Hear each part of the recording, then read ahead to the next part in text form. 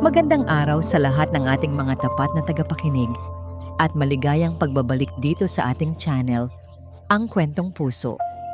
Sa bawat kwentong ating binubuklat, may mga aral tayong natutuklasan tungkol sa pag-ibig, sakripisyo, at ang mga mapaglarong tadhana. Ang kwento natin na ngayon ay tungkol sa isang pag-ibig na parang bituin. Malayo, tila imposibleng abutin. Ngunit paano kung ang isang bituin ay handang bumaba sa lupa para lang bigyan ng liwanag ang isang buhay na nasa gitna ng kadiliman? Samahan ninyo kaming tunghayan ang kwento ni Dalisay at Bantugan sa unang kabanata na pinamagatang Ang Halik ng Bituin sa Pisngi ng Lupa. Ang kalansing ng kutsara sa plato, ang tanging maririnig sa kanilang hapagkainan. Para itong martilyo na paulit-ulit na pumupukpok sa bawat sulok ng katahimikan, isang katahimikang mas maingay pa sa anumang sigawan.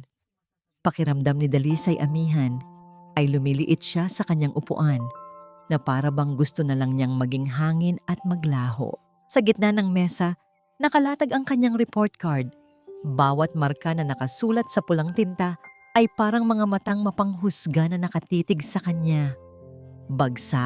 Bagsak na naman. Ang mabigat na pagbuntong hininga ng kanyang ama ay parang isang dagok sa dibdib ni Dalisay. Hindi ito nagsalita, pero sapat na ang tunog na yon para iparamdam sa kanya kung gaano kalaki ang pagkadismayang dala niya sa pamilya. Hindi ko na alam kung anong gagawin sa'yo, Dalisay. Basag ng kanyang ina sa katahimikan. Ang boses nito ay pagod at puno ng pagsuko. Pinag-aral ka namin sa pribadong eskwelahan para magkaroon ka ng magandang kinabukasan. Pero ito ang isusukli mo sa amin? Hindi makatingin si Dalisay. Ang kanin sa kanyang plato ay tila naging papel na walang lasa. Nanginginig ang mga kamay niya sa ilalim ng mesa, mahigpit na nakakuyom. Gusto niyang sumagot. Gusto niyang sabihing sinusubukan naman niya. Pero para saan pa? Ang mga marka na yon ang katotohanan. Sa kabisera ng mesa, nakaupo ang pinsan niyang si Bantugan Sinag, si Ban, ang bituin ng kanilang pamilya. Matalino, masipag, at laging may karangalang inuuwi. Katatapos lang nitong mag-valedictorian sa high school at nakakuha ng scholarship sa pinakamagaling na universidad sa Maynila. Siya ang araw. At si Dalisay? Si Dalisay ang anino. Pero hindi katulad ng iba. Walang panghuhusga sa mga mata ni Bantugan. Tanging pag-aalala. Ito lang ang nakakaintindi. Ito lang ang hindi kailanman nagparamdam sa kanya na siya ay isang kabiguan. Nang matapos ang parusa sa hapagkainan, mabilis na tumakbo si Dalisay papasok sa kanyang silid. Doon, ibinuhos niya ang lahat ng luhang kanina pa niya pinipigilan. Kinuha niya ang isang lukot na test paper mula sa kanyang bag at tinitigan ang malaking pulang ob na nakamarka dito. Pinunit niya ito. Pinunit niya ng pinung-pino na para bang sa pagpunit niya ng papel ay mapupunit din ang katotohanang nakakabit sa kanyang pagkatao. Bakit? Bakit hindi niya kaya? Kahit anong aral ang gawin niya, tila walang pumapasok sa kanyang isipan. Maya-maya, may marahan siyang narinig na katok sa pinto. Lisay? Ang boses ni Bantugan, nagmamadali niyang pinunasan ang kanyang mga luha. Pupumasok ka, Ban? Bumukas ang pinto at tumambad sa kanya si Bantugan. May dala itong mga libro at isang baso ng gatas. Ang liwanag mula sa pasilyo ay tila gumawa ng isang anino sa kanyang paligid na nagpatingkad sa maamo ngunit determinado niyang mukha. Huwag mo nang isipin ang sinabi nila, Mama. Mahinahon niyang sabi habang inilalapag ang mga libro sa maliit na mesa ni Dalisay. Pagod lang sila. Umiling lang si Dalisay, hindi makapagsalita. Umupo si Bantugan sa tabi niya. Hindi ito nagsalita kaagad. Hinayaan lang siya nitong umiyak. At sa presensya pa lang nito, gumaan na kahit paano ang bigat sa kanyang dibdib. Narinig ko ang plano nila. Pagkaraan ng ilang sandali ay sabi ni Bantugan, ililipat ka raw sa public school. Tumango si Dalisay at muling pumatak ang kanyang mga luha. Iyon ang huling hatol, ang pagsuko ng kanyang mga magulang. Hindi pa huli ang lahat, Lisay, sabi ni Bantugan. Ang boses nito ay puno ng kasiguraduhan. Tumingin ito sa kanya ng diretso at sa mga mata nito ay nakita ni Dalisay ang isang bagay na matagal na niyang hindi nakikita. Pag-asa. Kakausapin ko sila, dagdag pa nito. Bigyan ka pa nila ng isang pagkakataon, isang summer, kung maipapasa mo ang entrance exam para sa pinakamagandang state university, papayagan ka nilang sumunod sa akin sa Maynila. Ako ang magtuturo sa'yo. Napatingala si Dalisay. Pero, paano kung hindi ko pa rin kaya? Bobo ako. Hindi ka bobo. Mabilis na sagot ni Bantugan. Kailangan mo lang ng tamang paraan ng pag-aaral at kailangan mo ng isang taong naniniwala sa'yo.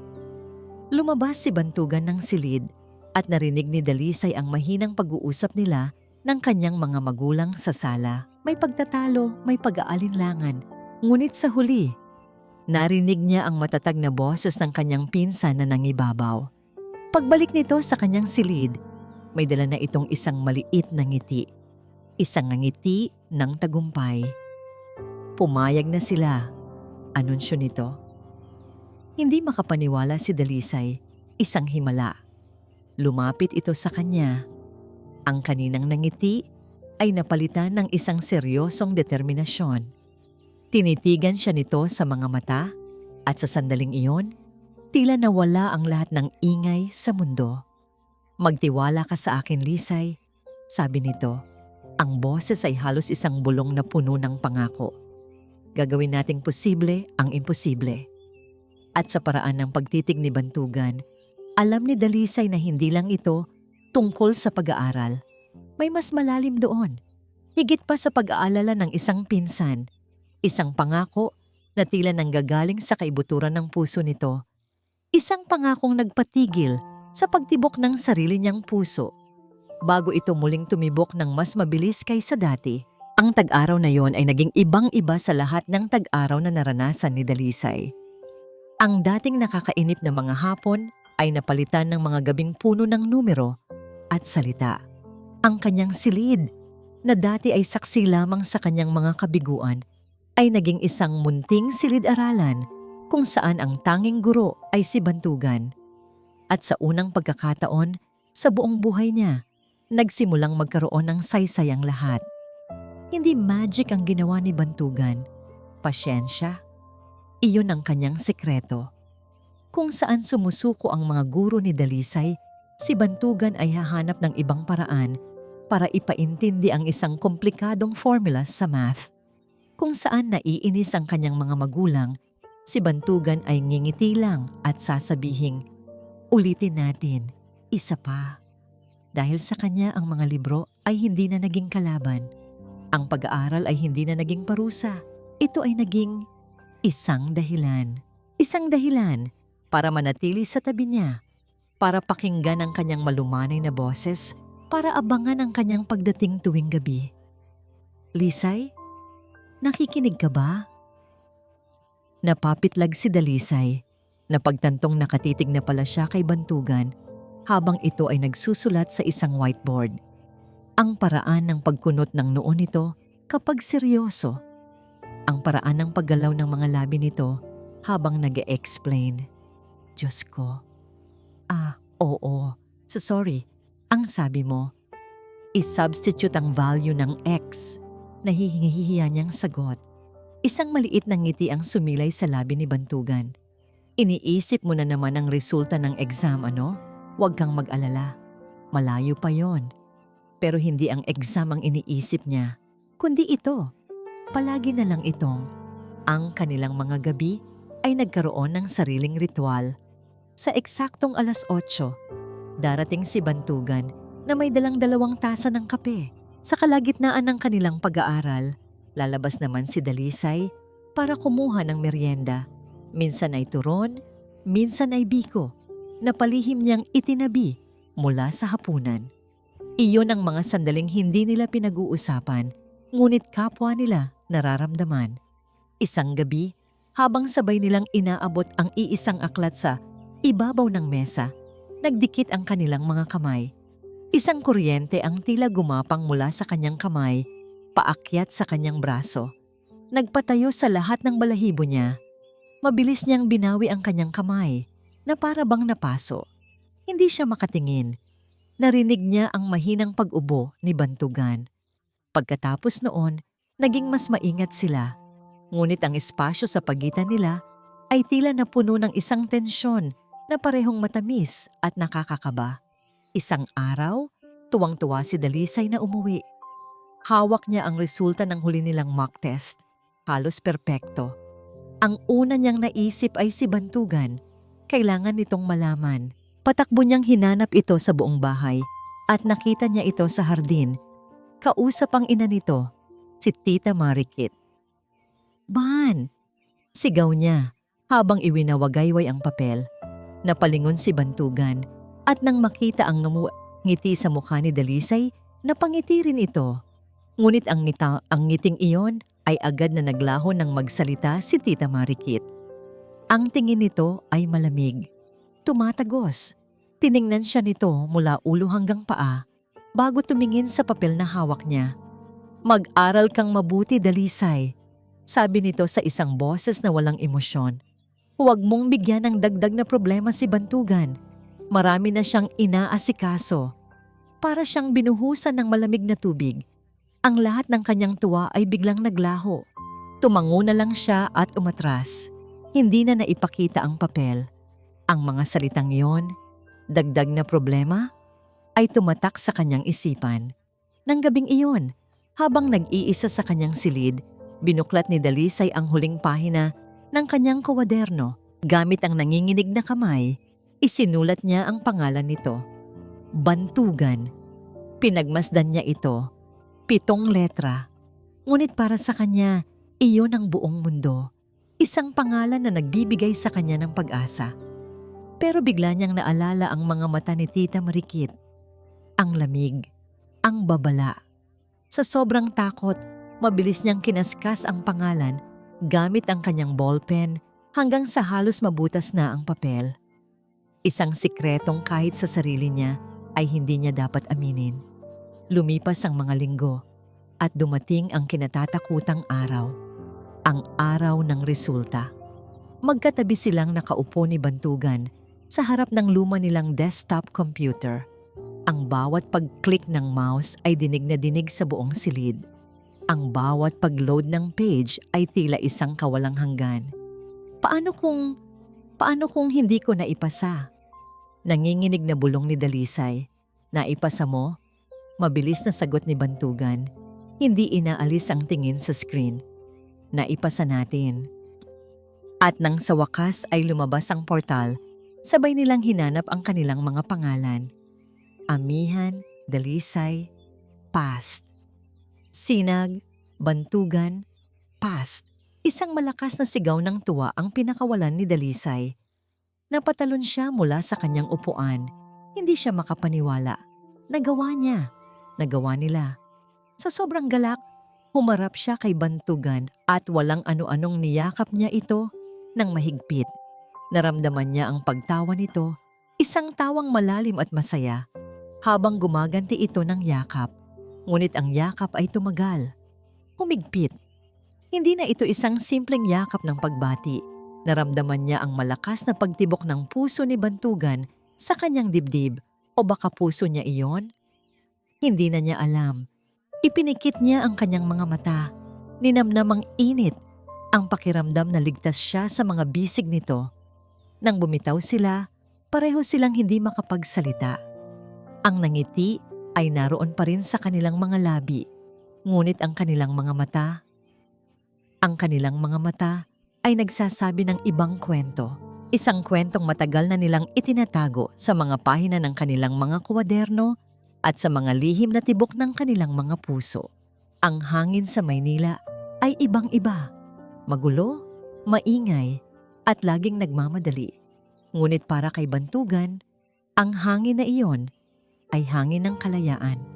Dito, malayo sa mga mapanuring mata ng kanilang mga kamag-anak sa barangay Talaulap.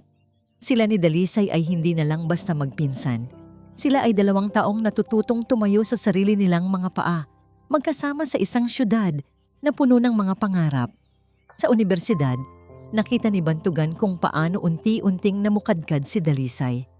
Hindi na ito ang babaeng laging nakayuko at takot magkamali. Ngayon, aktibo na ito sa klase, palangiti, at may sarili ng bilog ng mga kaibigan. At sa bawat pagbabagong yon, lalong lumalalim ang nararamdaman niya. Ang pag-ibig niya para kay Lisay ay hindi isang biglaang bugso ng damdamin. Isa itong halamang matagal niyang inalagaan sa loob ng kanyang dibdib. Dinidiligan ng bawat ngiti nito, bawat tagumpay, bawat lihim na sulyap. At dito sa Maynila, ang halamang yon ay nagsimula nang humingi ng araw. Isang gabi, habang pauwi sila, biglang bumuhos ang malakas na ulan. Nagmadali silang sumilong sa isang footbridge na walang katao-tao. Basang-basa sila, tumatawa, habang pinapanood ang mga ilaw ng sasakyan na humahalo sa mga patak ng ulan sa kalsada. Ang ganda pala ng Maynila kapag umuulan, sabi ni Dalisay, habang nakatingala sa madilim na langit. Pero hindi ang mga ilaw ng syudad ang tinitingnan ni Bantugan, kundi ang mukha ni Dalisay na sinasalamin ng mga iyon. Ang mga butil ng ulan sa kanyang buhok ay parang mga munting diamante. Ang kanyang mga labi, Diyos ko, ang kanyang mga labi. Lisay, bulong niya. Hindi na napigilan ng sarili. Napalingon ito sa kanya. At sa mga mata nito, nakita niya ang parehong katanungan, ang parehong pag-aasam na matagal na ring itinatago ng sa kanya. Paano niya sasabihin? Saan siya magsisimula? Hindi na niya kailangan ng mga salita. Dahan-dahan, inilapit niya ang kanyang mukha sa mukha nito.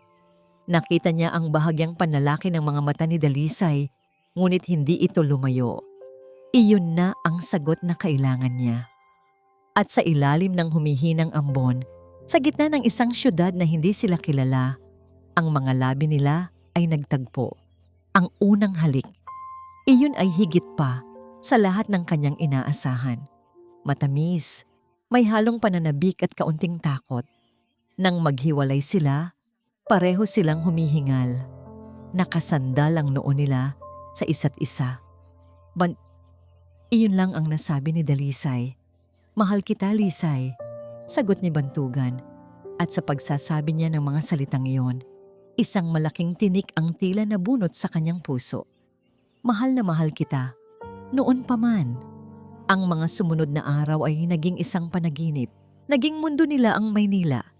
Ang kanilang pag-ibig ay isang sikretong tanging sila lang ang nakakaalam. At iyon ang nagpatingkad sa bawat sandali. Magkikita sila sa library, magpapanggap na nag-aaral, pero ang mga kamay nila ay magkadaop sa ilalim ng mesa.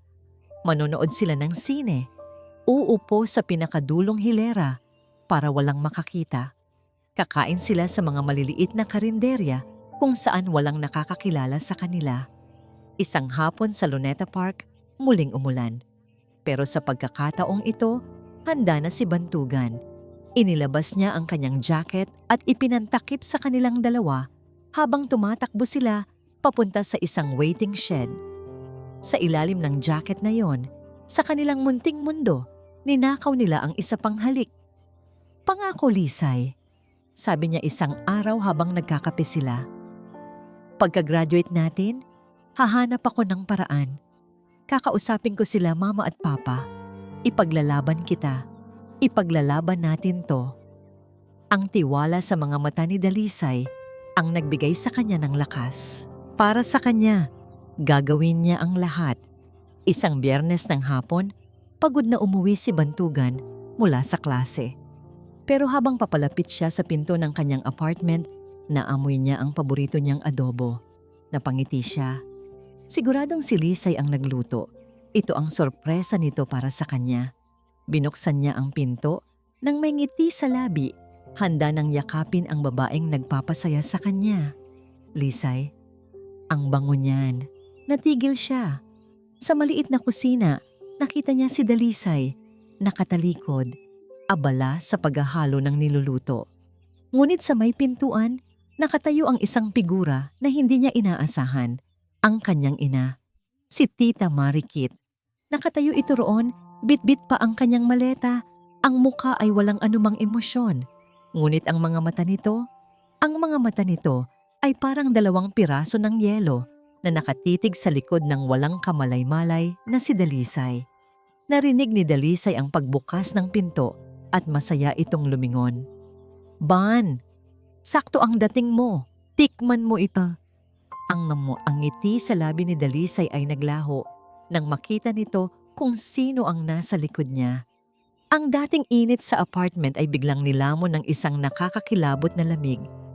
Ang masayang hapon ay biglang naging simula ng isang bagyong magbabago sa kanilang mga buhay.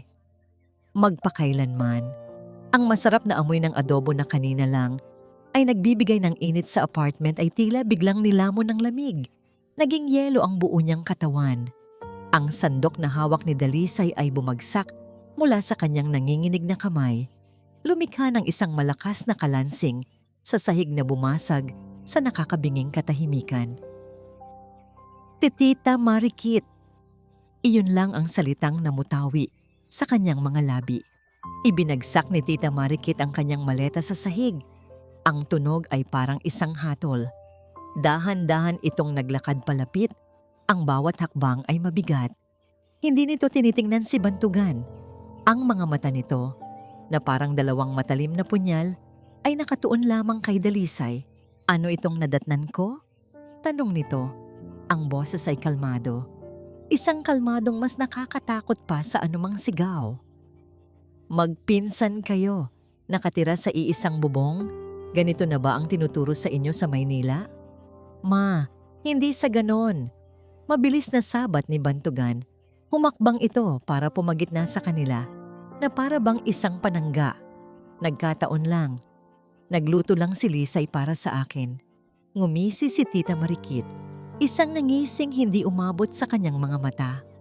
"Nagluto lang? Bantugan anak, huwag mo akong gawing tanga. Alam ko ang nakikita ko." Ibinaling nitong muli ang tingin kay Dalisay. "At ikaw?" sabi nito. Ang bawat salita ay parang lason. "Pagkatapos ng lahat ng ginawa ng pamilya namin para sa'yo, ito ang igaganti mo? Inaakit mo ang pinsan mo? Sinisira mo ang kinabukasan niya?" Ang mga salitang inaakit ay parang isang malakas na sampal sa mukha ni Dalisay. Naramdaman niyang namuo ang luha sa kanyang mga mata, ngunit pinigilan niya ito. Hindi siya iiyak sa harap ng babaeng ito. "Hindi po totoo yan, tita." Mahina niyang sagot. Nanginginig ang kanyang boses. "Mahal namin ni Ban ang isa't isa." Isang malakas na tawa ang pinakawalan ni Tita Marikit. Isang tawang puno ng pang-aalipusta. "Pagmamahal? Anong alam mo sa pagmamahal, Dalisay? Ang alam mo lang ay kung paano manggamit. Ginamit mo ang talino ni Bantugan para makapasa ka. At ngayon, gagamitin mo siya para umangat sa buhay." "Ma, tama na." Sigaw ni Bantugan. Ang boses nito ay puno ng sakit at galit. "Huwag mong pagsalitaan ng ganyan si Lisay." "Bakit? Dahil totoo?" Hamon ni Tita Marikit. Tinitigan nito si Bantugan ng diretso. At sa isang iglap, nakita ni Dalisay ang pag-aatubili sa mga mata ni Bantugan. Ang lakas nito ay tila nababawasan sa tuwing kaharap ang ina. Ang Tita Marikit na kilala ni Dalisay, ang laging may ngiti, ang nag-aabot sa kanya ng pamasko, ang humahanga sa tuwing may maliit siyang nagagawang tama, ay nawala. Ang kaharap niya ngayon ay isang estranghera. Isang estrangherang puno ng galit na hindi niya maintindihan. Humarap muli si Tita Marikit kay Dalisay. "Hindi mo alam ang sinisira mo." Halos pasigaw nitong sabi. At sa pagkakataon yon, nakita ni Dalisay ang kislap ng takot sa mga mata nito. "Uulitin mo lang ang pagkakamali ng nakaraan. Ang kahihiyang idinulot sa pamilyang ito." "Pagkakamali ng nakaraan? Kahihiyan?" Naguguluhan si Dalisay. Anong ibig nitong sabihin? Hindi ganyan si Lisay, ma. Iba kami. Pagtatanggol pa rin ni Bantugan. Ngunit hindi na nakinig si Tita Marikit. Tumingin ito sa kanyang anak. Ang mga mata ay nanlilisik. Ang muka ay isang maskara ng determinasyon. Naglabas ito ng isang malalim na hininga at nang muli itong magsalita, ang boses nito ay naging malamig na parang yelo. Walang anumang emosyon. Isang ultimatum, isang hatol na magtatakda ng kanilang kapalaran. Mamili ka, Bantugan. Natigilan ng lahat. Ang babaeng yan, sabi nito, sabay duro kay Dalisay na para bang isa itong basura. O ang pamilyang ito. Ang mga salitang yon ay nanatiling nakabitin sa hangin, mabigat at nakamamatay. Tumingin si Dalisay kay Bantugan, naghahanap ng sagot, ng lakas. Ngunit ang nakita niya sa mukha nito ay hindi galit, kundi purong nakakaparalisang takot. Ang ultimatum na binitiwan ng kanyang ina ay parang isang pader na biglang itinayo sa pagitan nila ni Dalisay. Hindi na sila makagalaw ng malaya. Ang bawat kilos ay binabantayan. Ang bawat salita ay tinitimbang. Pinauwi ni Tita Marikit si Dalisay sa apartment na tinutuluyan nito kasama ng ibang mga estudyante. Siya naman ay pinatuloy muna sa isang hotel. Hindi niya iniwan si Bantugan hanggat hindi niya nasisigurong naayos na ang sitwasyon. Ngunit ang pag-ibig na sinusubukang patayin ay siya namang lalong nag-aalab. Ang pag-ibig na ipinagbabawal ay siya namang lalong tumatamis. Naging mga magnanakaw sila ni Dalisay. Mga magnanakaw ng sandali. Hindi na sila maaring magkita sa apartment. Hindi na sa mga paborito nilang kainan. Ang naging kanlungan nila ay ang pinakasulok na bahagi ng library ng universidad, kung saan ang ingay lang na maririnig ay ang pag-aayos ng mga libro. Doon, sa likod ng mataas na estante ng mga aklat sa history, magpapanggap silang may hinahanap. Maglalapit ang kanilang mga ulo na tila may binabasang titulo, pero ang totoo ay ninanamnam lang nila ang amoy ng isa't isa. Ang mga daliri nila'y maghahanap ng paraan para magdikit, kahit isang saglit lang. Kumusta ka?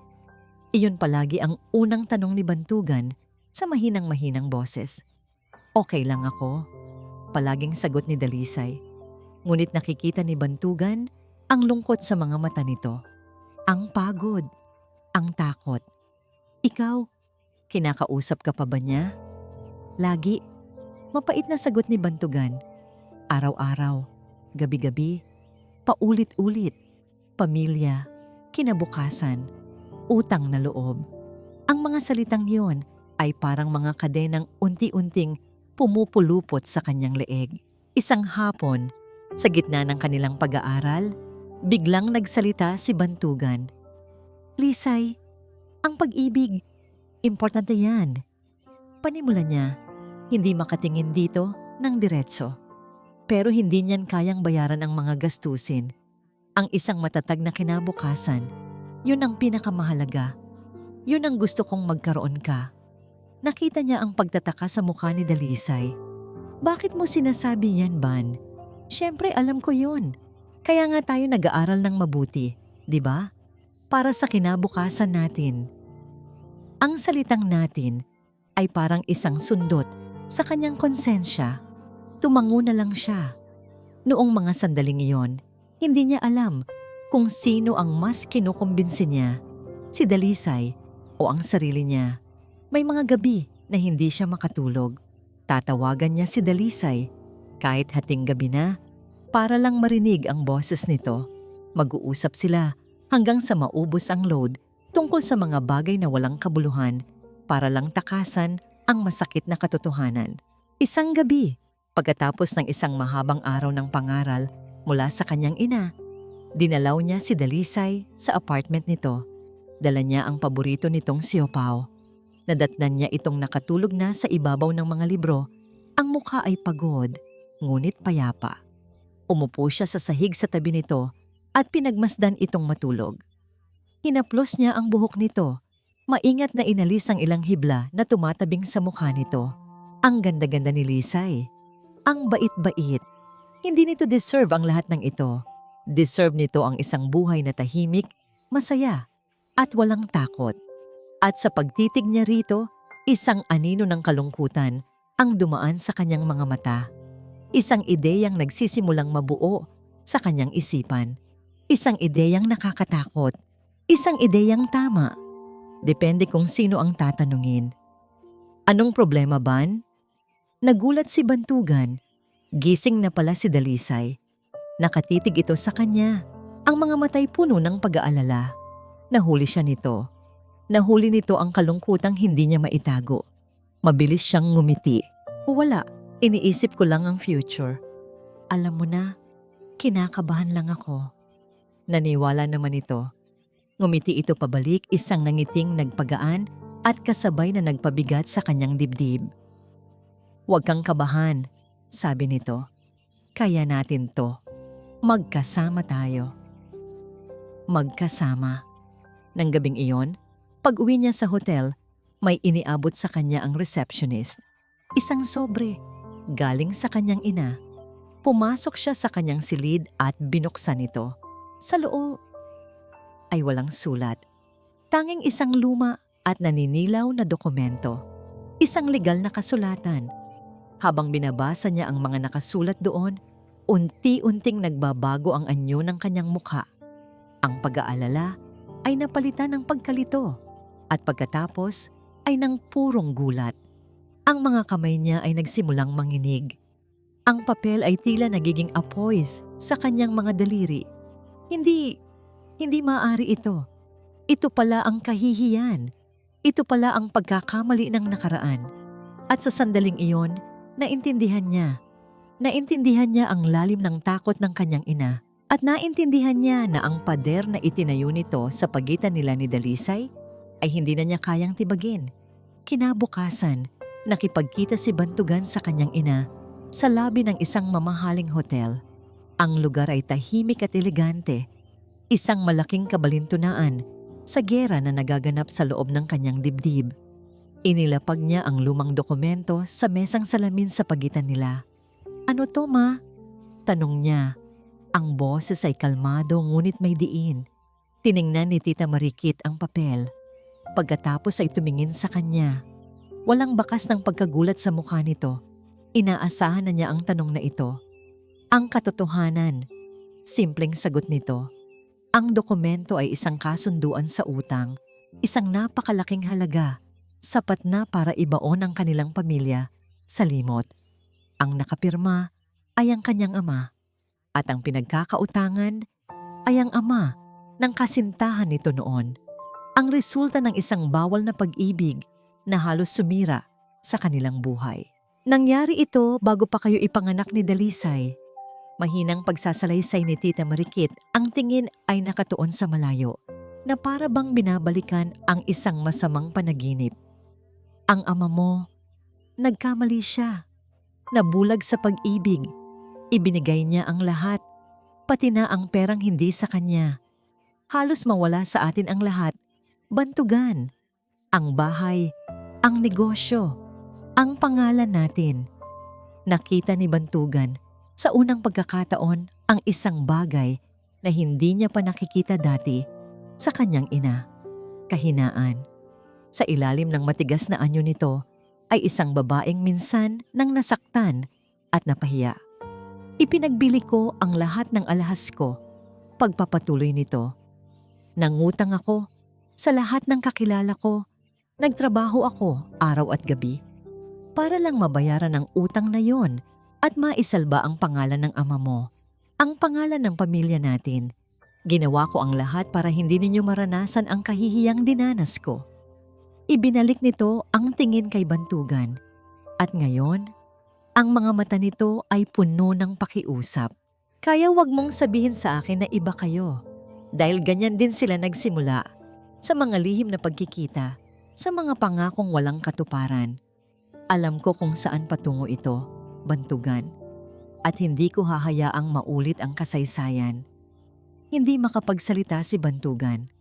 Ang bigat ng nakaraan ay biglang ipinasa sa kanyang mga balikat. Ito pala ang dahilan. Hindi lang ito simpleng pagtutol dahil magpinsan sila. Ito ay isang sugat na hindi pa kailanman naghilom.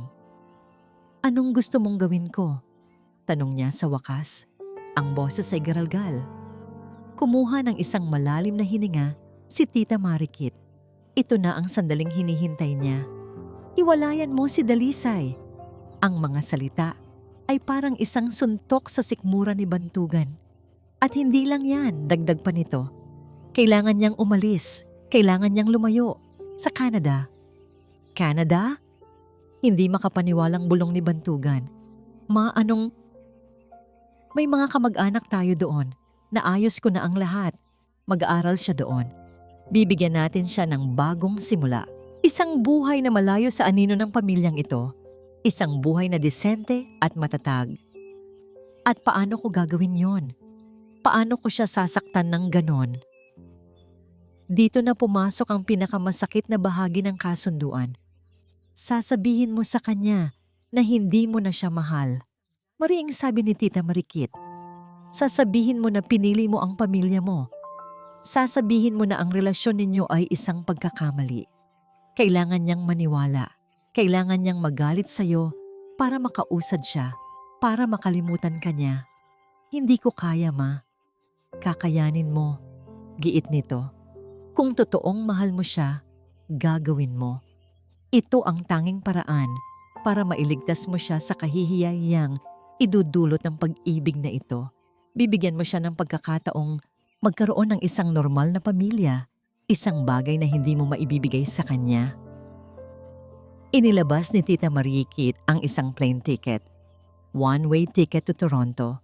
Inilapag niya ito sa mesa, sa tabi ng lumang dokumento, ang nakaraan at ang hinaharap. Para sa kinabukasan niya, Bantugan. Ito ang tanging paraan. Umupo si Bantugan doon. Matagal pagkatapos umalis ng kanyang ina. Nakatitig sa dalawang papel sa mesa. Ang kasalanan ng kanyang ama at ang kaligtasan ni Dalisay. Ang pag-ibig ba ay ang ipaglaban ng taong mahal mo kahit na masira pa ang mundo ninyo? O ang pag-ibig ay ang bitiwan siya para buuin ang mundo niya kahit na ang kapalit ay ang pagkasira ng sayo? Tumayo siya. Dinampot niya ang plane ticket. Sa paghawak niya rito, naramdaman niya ang lamig. Ang lamig ng isang desisyong dudurog sa dalawang puso para iligtas ang isa. At sa araw na yon, sa loob ng isang magarang hotel, pinirmahan ni Bantugan Sinag ang isang kasunduang hindi nakasulat sa papel, kundi sa kanyang sariling dugo at luha. Ang kasunduan ng kanyang habambuhay na sakripisyo. Ilang araw nang hindi nagpaparamdam si Bantugan. Hindi ito sumasagot sa mga text, hindi tumatawag. Sa unibersidad, tila iniiwasan siya nito. Kung magkakasalubong man sila, sa pasilyo, ngingiti lang ito ng pilit at magmamadaling umalis. Ang bawat araw na lumilipas ay parang isang karayom na dahan-dahang tumutusok sa puso ni Dalisay. May mali, may malaking mali. Hanggang sa isang gabi, habang nag-aaral siya sa kanyang kwarto, tumunog ang kanyang telepono. Si Ban. Ang puso niya ay lumundag sa tuwa at kaba. Ban, saan ka galing? Nag-alala ako sa'yo. Magkita tayo, sabi nito sa kabilang linya.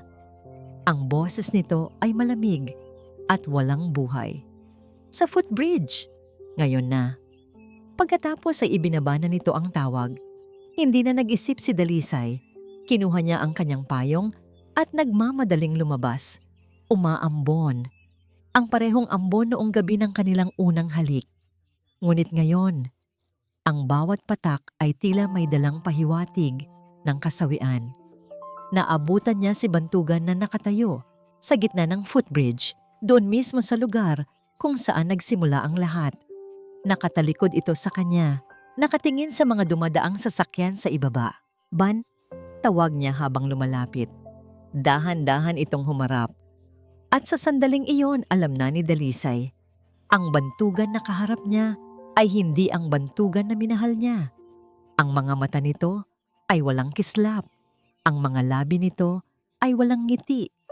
Ang buong anyo nito ay balot ng isang lamig na hindi pa niya kailanman naramdaman. Anong problema? Nanginginig niyang tanong. Pinagalitan ka na naman ba ni Tita Marikit? Hindi ito tungkol kay Mama. Sagot nito, hindi man lang siya tinitingnan sa mata. Kung ganoon, ano? Pagpipilit niya, ang boses ay nagsisimula ng mabasag. Bantugan? Magsalita ka. Natatakot na ako. Tumingin ito sa malayo. Pinag-isipan kong mabuti, Lisay. Itong satin. Anong meron sa tin? Isang pagkakamali, sabi nito. Ang salita ay binitiwan nito na parang isang batong ibinagsak sa tubig. Lumilikha ng mga alon na sumira sa tahimik na mundo ni Dalisay. Papagkakamali. Hindi makapaniwalang ulit niya. Anong sinasabi mo? Mali ito, Lisay. Magpinsan tayo. Mulat sa pool, mali na. Nabulag lang tayo. Hindi. Umiiling na, sabi ni Dalisay. Humakbang siya palapit. Hindi ako naniniwala sa'yo. Mahal mo ko, Ban? Alam ko yon. Nararamdaman ko. Sinubukan niyang hawakan ang braso nito, ngunit umiwas ito. Ang simpleng pag-iwas na yon ay mas masakit pa sa isang sampal. Pinili ko na ang pamilya ko, Lisay, sabi nito. Ang boses ay matigas na. Sa wakas, tumingin na ito sa kanya. Ngunit ang mga matang tumitig sa kanya ay puno ng wala. Isang blankong tingin na tumagos lang sa kanya. Sila ang tama. Ikaw. Ikaw ang pagkakamali. Ang bawat salita ay isang punyal na bumaon sa kanyang dibdib paulit-ulit. Ang hangin ay tila nawala sa kanyang mga baga. May isang paraan para maayos to. Pagpapatuloy nito. Nakausap ko na sila, tita. Aalis ka. Pupunta kang Canada. Doon, makakapagsimula ka ulit. Malayo sa akin. Malayo sa gulo na to. Hindi. Bulong niya habang ang mga luha ay nagsimula nang bumuhos, humahalo sa ambon sa kanyang pisngi. Hindi ako aalis. Hindi kita iiwan. Wala ka nang babalikan. Malamig nitong sabi. Tapos na tayo. Bakit? Sigaw niya. Ang boses ay puno ng pagdurusa. Bakit, Ban? Sabihin mo sa akin ang totoo. May ginawa ba ako? May nasabi ba akong mali? Sabihin mo. Ngunit wala na siyang narinig na sagot. Tinalikuran na siya nito. Naglakad ito palayo. Bawat hakbang nito palayo ay parang isang milya ang layo sa kanya. Ang likod nito ang pinakamasakit na tanawing nakita niya sa buong buhay niya. Bantugan. Isinigaw niya ang pangalan nito sa gitna ng ulan. Huwag mo akong iwan. Ngunit hindi ito lumingon. Nagpatuloy lang ito sa paglakad hanggang sa tuluyan na itong nilamon ng dilim at ng lalong lumalakas na ulan. Naiwan si Dalisay na nakaluhod sa gitna ng footbridge, basang-basa. Wasak na wasak. Ang payong ay nabitawan na niya, hinayaang liparin ng hangin. Wala na siyang pakialam. Ang ulan ay ang kanyang mga luha. Ang kulog ay ang sigaw ng kanyang puso. Makalipas ang isang linggo, nakaupo si Dalisay sa loob ng eroplano. Katabi niya ang bintana. Sa ibaba, unti-unting lumiliit ang mga ilaw ng lungsod ng pag-asa. Ang syudad na minsan ay naging simbolo ng kanyang pag-asa, ngayon ay isa na lang libingan ng mga pangarap. Hindi na siya umiiyak, naubos na ang kanyang mga luha. Ang nararamdaman na lang niya ay isang malawak na kawalan. Habang umaakyat ang eroplano sa mga ulap, ipinikit niya ang kanyang mga mata. At sa dilim, ang huling imaheng nakita niya ay ang likod ng isang lalaking naglalakad palayo sa kanya sa gitna ng ulan. Ang pinakamalamig na paalam, ang lamig. Iyon ang unang bagay na laging gumigising kay Dalisay tuwing umaga. Ang lamig ng hangin sa Canada na tumatagos hanggang sa kanyang mga buto. Isang lamig na ibang-iba sa init ng Pilipinas na kanyang kinalakihan. 10 taon, 1 dekada, ganoon nakatagal. Isang dekada na niyang tinalikuran ang lungsod ng pag-asa. Isang dekada na rin niyang sinusubukang buuin ang kanyang sarili mula sa mga pirasong iniwan ng pinakamalamig na paalam. Sa unang taon, linggo-linggo siyang sumusulat kay Bantugan. Mga sulat na puno ng galit, ng tanong, ng pakiusap. Mga sulat na inihuhulog niya sa post office na may kasamang dasal na sana, kahit isa lang, ay sagutin nito. Walang dumating na sagot. Ang bawat pagbukas ng mailbox na walang laman ay isang maliit na kamatayan ng pag-asa. Hanggang sa isang araw, tumigil na lang siya. Tinanggap na niya, kinalimutan na siya nito. Iyon ang katotohanang kailangan niyang yakapin para mabuhay. At nabuhay nga siya. Nagtrabaho siya habang nag-aaral.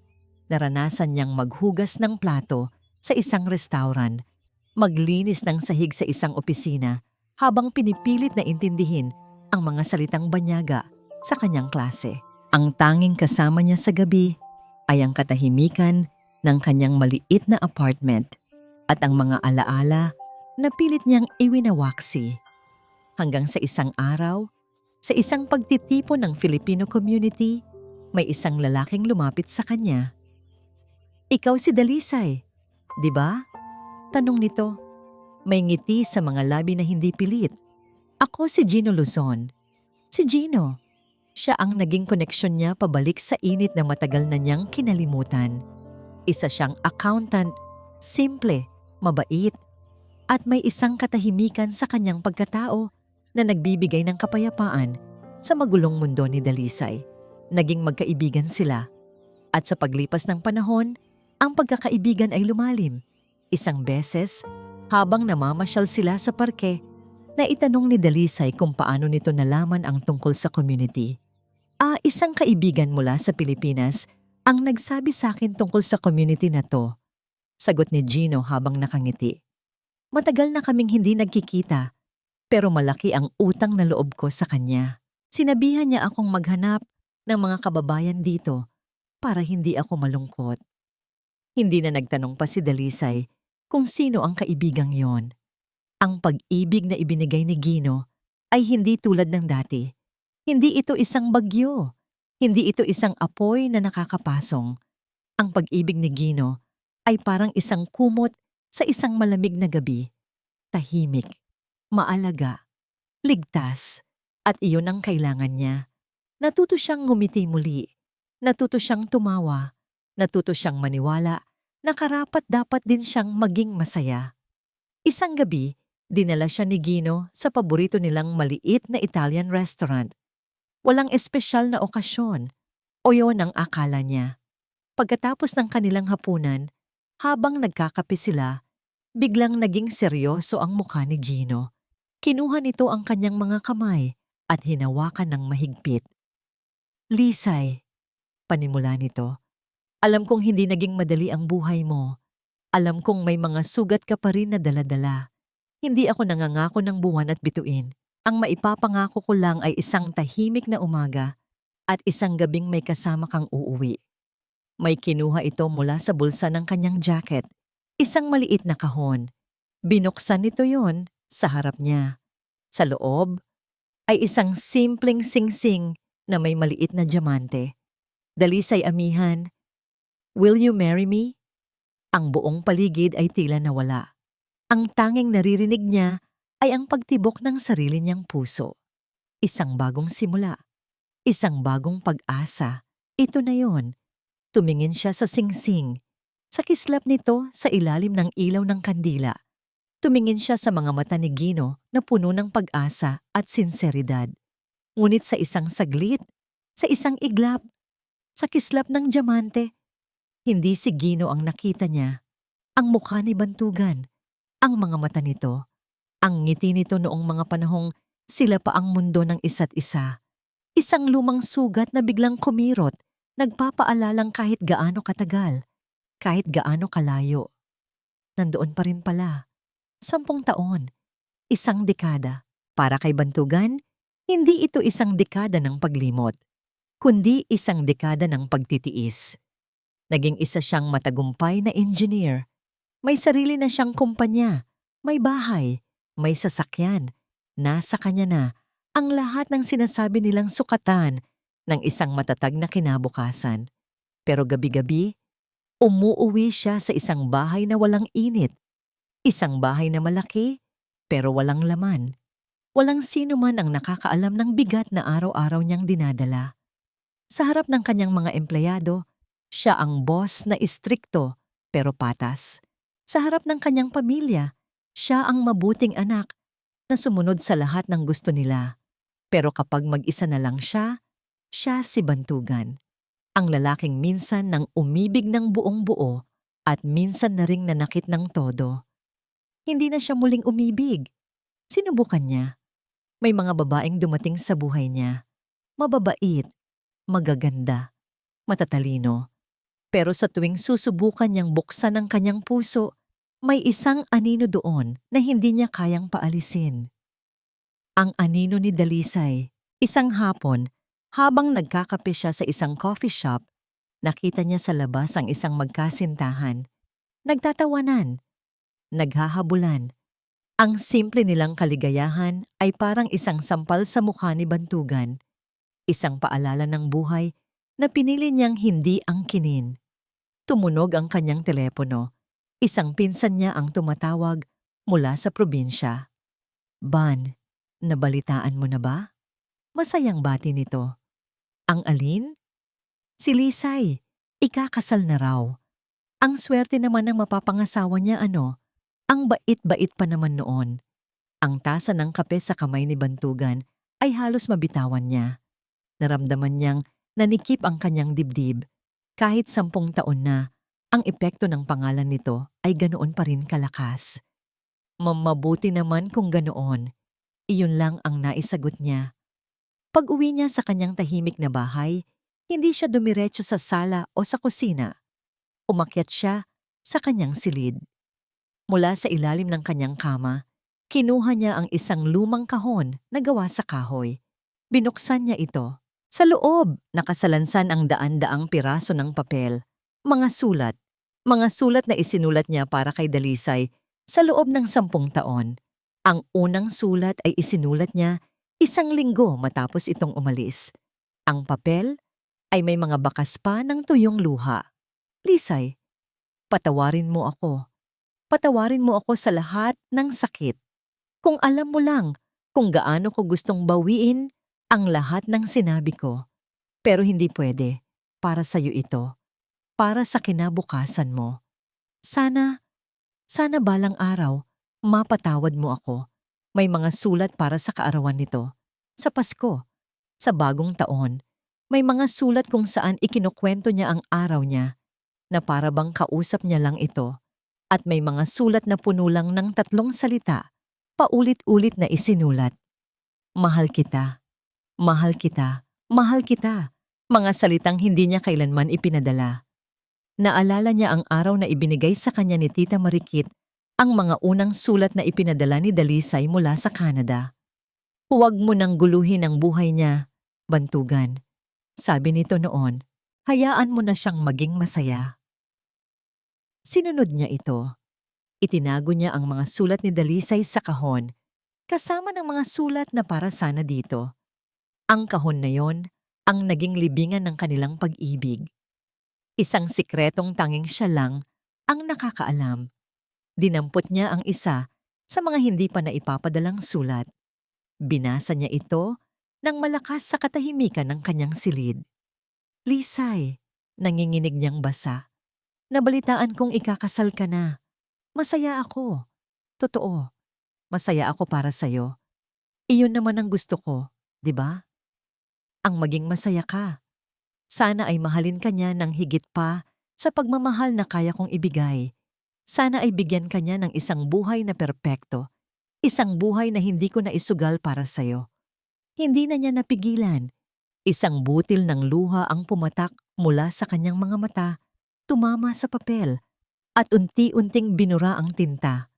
Biglang tumunog ulit ang kanyang telepono. Sa pagkakataong ito, ang tita niya. Ang ina ni Dalisay. Bantugan, iho, sabi nito sa kabilang linya. Ang boses ay puno ng pag-aalala at pag-iyak. Tita, anong nangyari? Ang tito mo, ang papa ni Dalisay, inatake sa puso. Nasa ospital kami ngayon. Kailangang umuwi ni Dalisay. Uuwi na siya. Bantugan. Ang mga salitang uuwi na siya ay parang isang malakas na kulog na yumanig sa buong pagkatao ni Bantugan. Pagkatapos ng 10 taon. 10 taon ng pag-iwas, ng pagtitiis, ng mga lihim na sulat, magkikita na ulit sila.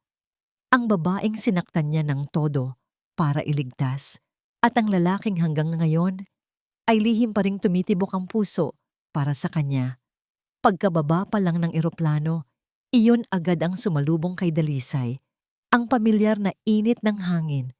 10 taon sa Canada, pero hindi niya kailanman nakalimutan ang yakap na ito ng klima ng Pilipinas, isang yakap na may kasamang alaala. "Mommy, it's so hot here," reklamo ng 6 na taon niyang anak na si Maya, habang hawak-hawak ang kamay ng kanyang asawang si Gino. Ngumiti si Dalisay at hinaplos ang buhok ng anak. "Masasanay ka rin, anak. Welcome to the Philippines." Habang naglalakad sila palabas ng airport, hindi mapigilan ni Dalisay ang mapatingin sa paligid.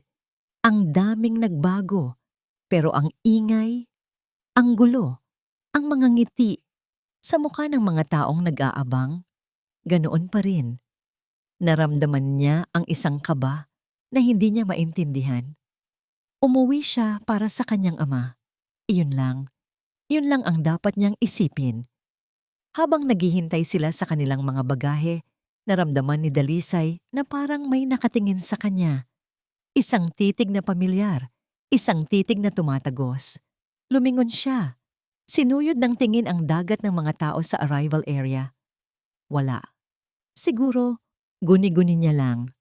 "Mommy, who is that sad man looking at us?" Napatingin si Dalisay sa kanyang anak. "What did you say, sweetie?" "That man," sabi ni Maya, sabay turo sa isang direksyon sa likuran nila. "He looks so sad." Muling lumingon si Dalisay, ngunit ang nakita lang niya ay ang likod ng mga taong papalayo. Ipinagsawalang bahala na lang niya ito. Marahil ay napagod lang siya sa mahabang biyahe. Dumiretso sila sa ospital. Ang bawat metro na tinatakbo ng sasakyan palapit sa barangay Talaulap ay parang isang paglalakbay pabalik sa nakaraan. Ang mga puno, ang mga lumang tindahan, ang eskwelahan, lahat ay naroon pa. Mga tahimik na saksi sa isang pag-ibig na matagal na niyang ibinaon sa limot.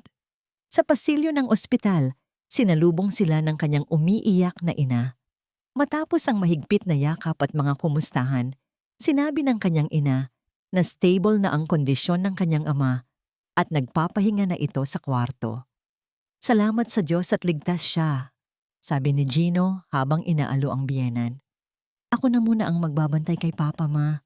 Magpahinga na muna kayo," sabi ni Dalisay. Habang naglalakad siya papunta sa silid ng kanyang ama, naramdaman niya ulit ang kakaibang kaba. At nang malapit na siya sa pinto, may isang taong lumabas mula sa katabing silid. Natigilan siya. Ang mundo niya ay huminto sa pag-ikot. 10 taon.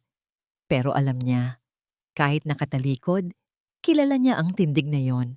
Dahan-dahan itong lumingon na para bang naramdaman nito ang kanyang presensya. Bantugan. Mas tumangkad ito, mas lumapad ang mga balikat. Ang dating ayos ng isang estudyante ay napalitan ng anyo ng isang seryosong lalaki.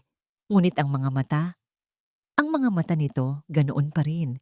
Puno ng isang kalungkutang, tila mas lumalim pa sa paglipas ng mga taon. Ang unang nagsalita ay siya. Bin. Ang pangalan nito ay namutawi sa kanyang labi na parang isang panalangin na matagal nang hindi dinadasal. "Lisay!" sagot nito. Ang boses nito mas malalim na ngayon, ngunit may parehong epekto pa rin sa kanya. Walang lumapit. Walang yumakap. Nakatayo lang sila roon sa gitna ng tahimik na pasilyo. Ilang talampakan ang pagitan, ngunit parang isang karagatan ang naghihiwalay sa kanila. "Kumusta ka na?" tanong ni Bantugan. Ang mga kamay ay isinuksok sa bulsa ng kanyang pantalon. Okay lang, sagot ni Dalisay. Mahigpit ang hawak sa kanyang bag. Ikakasal na pala ako. May anak na rin. Bakit niya sinabi iyon? Para ipaalala sa sarili niya? O para ipamukha dito? Nakita niya ang bahagyang pagkirot sa mga mata ni Bantugan, ngunit mabilis din itong nawala. Nabalitaan ko nga, masaya ako para sa'yo. Isang katahimikan na naman. Isang katahimikang puno ng mga salitang hindi masabi.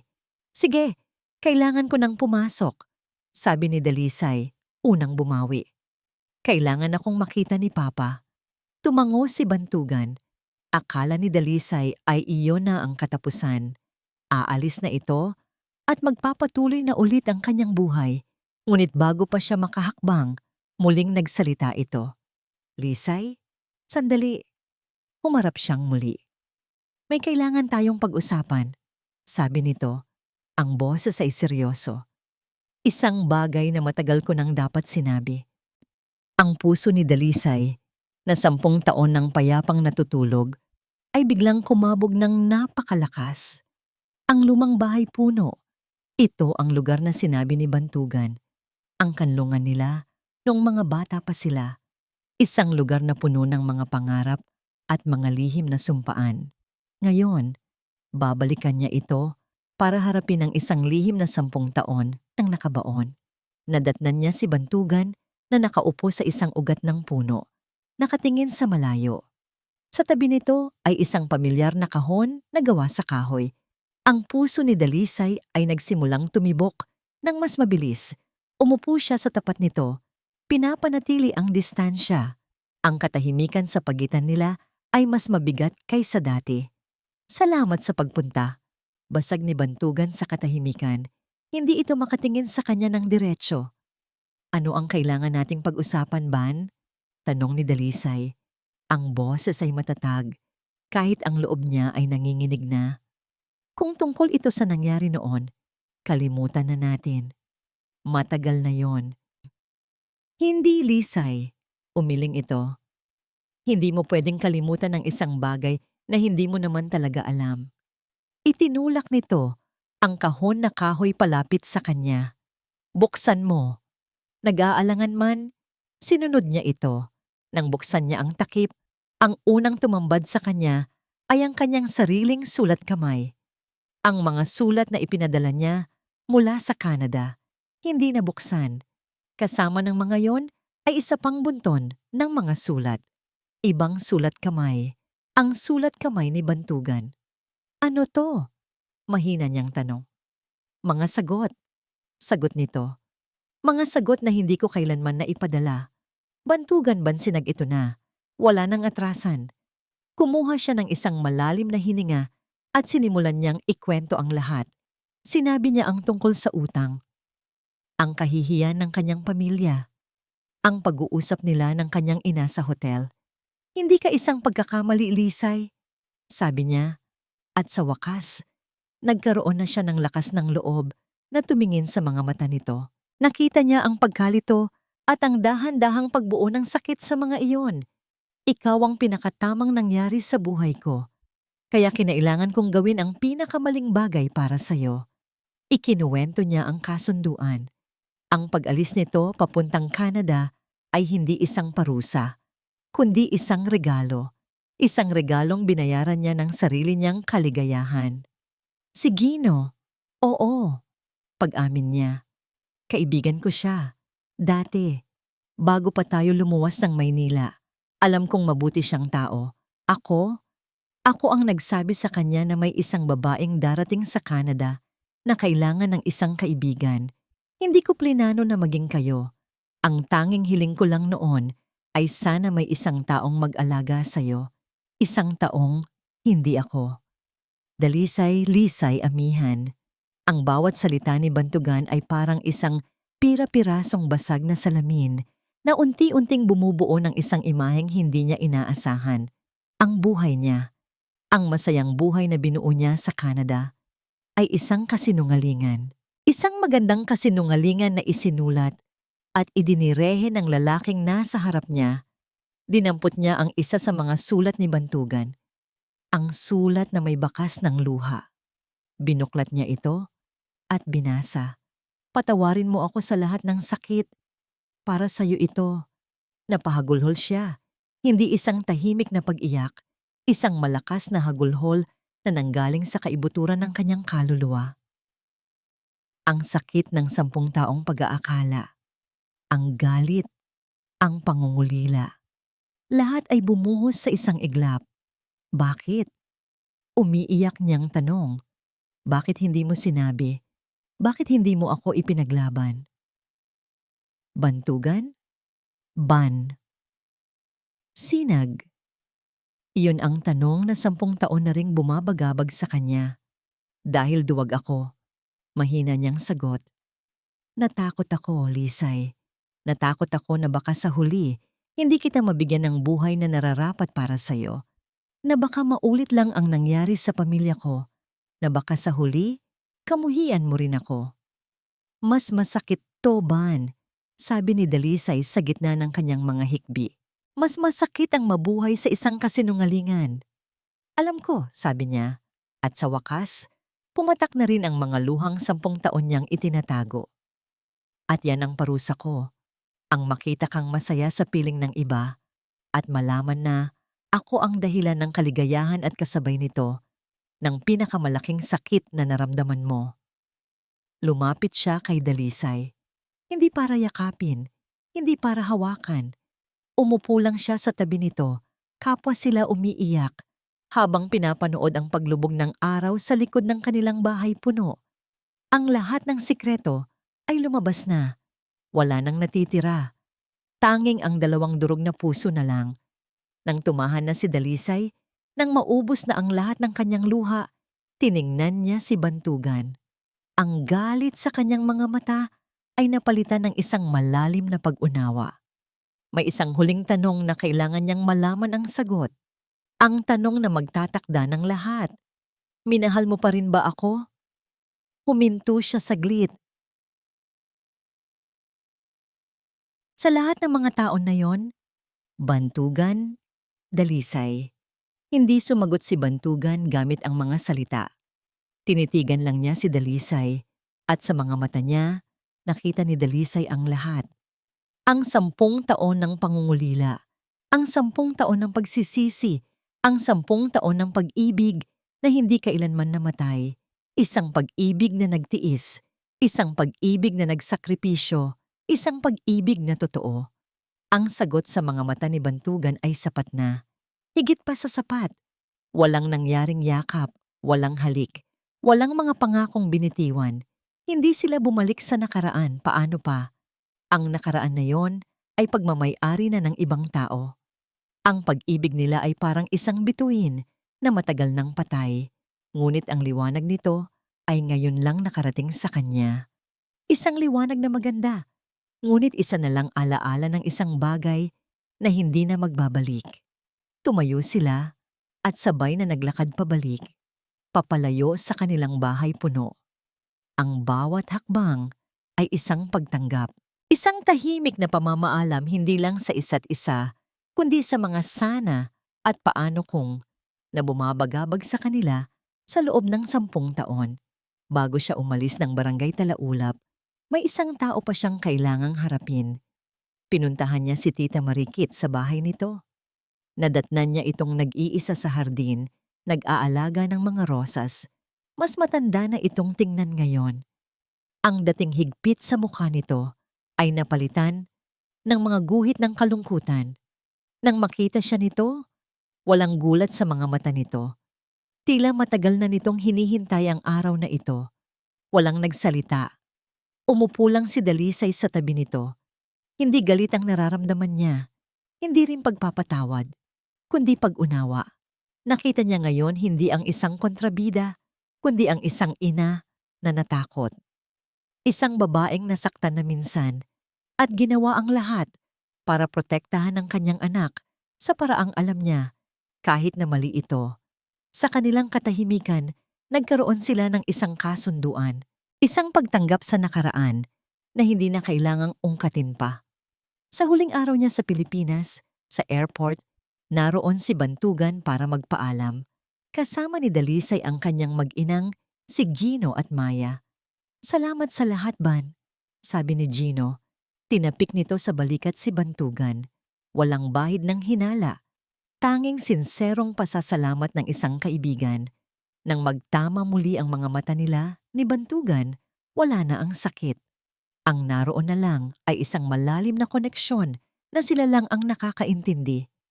Isang pasasalamat. "Mag-iingat ka, Lisay," sabi nito. "Ikaw din, Ban?" Sagot niya. Iyon lang. Iyon na ang kanilang huling kabanata. Walang madramang eksena. Tanging isang tahimik na pagbitiw. Habang nasa eroplano, muli siyang tumingin sa bintana. 10 taon na ang nakalipas mula nang huli siyang umalis sa bansang ito na may durog na puso. Ngayon, aalis siyang muli. Pero sa pagkakataong ito, hindi na siya umiiyak.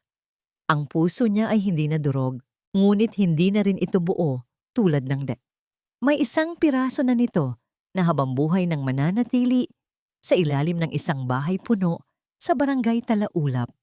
Pagbalik niya sa Canada, ang lamig ay hindi na kasing talim ng dati. Ang pagmamahal ni Gino ay naging mas makahulugan. Ang tawa ng kanyang anak na si Maya ay naging mas matamis. Natutunan niyang ang kaligayahan ay hindi pala isang destinasyon na kailangan mong hanapin. Ito ay isang hardin na kailangan mong alagaan. At ang hardin niya, ang kanyang pamilya, ay naitayo mula sa isang butil ng sakripisyo ng ibang tao. Isang gabi, habang natutulog na ang kanyang mag-ama, tumayo si Dalisay sa tabi ng bintana. Pinanood niya ang dahan-dahang pagbagsak ng niebe. Ang bawat piraso ay kumikinang sa ilalim ng ilaw ng poste. Hindi perpekto ang kanyang buhay. Ngayon niya lang ito naintindihan. Ngunit ito ay totoo. At ito ay sa kanya. Ipinikit niya ang kanyang mga mata. At sa huling pagkakataon, inalala niya ang mukha ni Bantugan. Hindi na may kasamang sakit, kundi may kasamang pasasalamat. "Salamat, Ban," bulong niya sa hangin. Isang pasasalamat para sa pag-ibig, para sa sakit, para sa sakripisyo, para sa kaligayahang ipinagkait nito sa sarili, para lang maangkin niya. At dito po nagtatapos ang kwento nila Dalisay at Bantugan. Isang paglalakbay na nagturo sa atin na ang tunay na pag-ibig, minsan, ay matatagpuan sa pinakamasakit na pamamaalam. Ipinakita nito na ang sakripisyo ay hindi kahinaan, kundi ang pinakadalisay na anyo ng pagmamahal, ang pagpaparaya sa sariling kaligayahan para sa ikabubuti ng taong minamahal. Taos-puso po akong nagpapasalamat sa inyong walang sawang pagsubaybay sa bawat kabanata ng kanilang kwento. Ramdam ko ang inyong mga luha, ang inyong kilig, at ang inyong mga katanungan sa bawat pagsubok na kanilang hinarap. Ngayon, gusto ko namang marinig ang nasa puso ninyo. Para sa inyo, ano ang pinakamahalagang aral na iniwan ng pag-iibigan ni Lisay at Ban? I-comment nyo lang po sa ibaba at ating pag-usapan. Kung nagustuhan nyo ang kwentong ito, isang pindot lang po sa like button. I share para marinig din ng inyong mga kaibigan. At syempre, mag-subscribe na po kayo sa Kwentong Puso para sa mas marami pang mga kwentong aantig sa ating mga damdamin. Muli, ako po ang inyong lingkod, nag-iiwan ng isang paalala. Ang bawat puso ay may sariling kwento at ang bawat kwento ay may aral na naghihintay. Hanggang sa muli.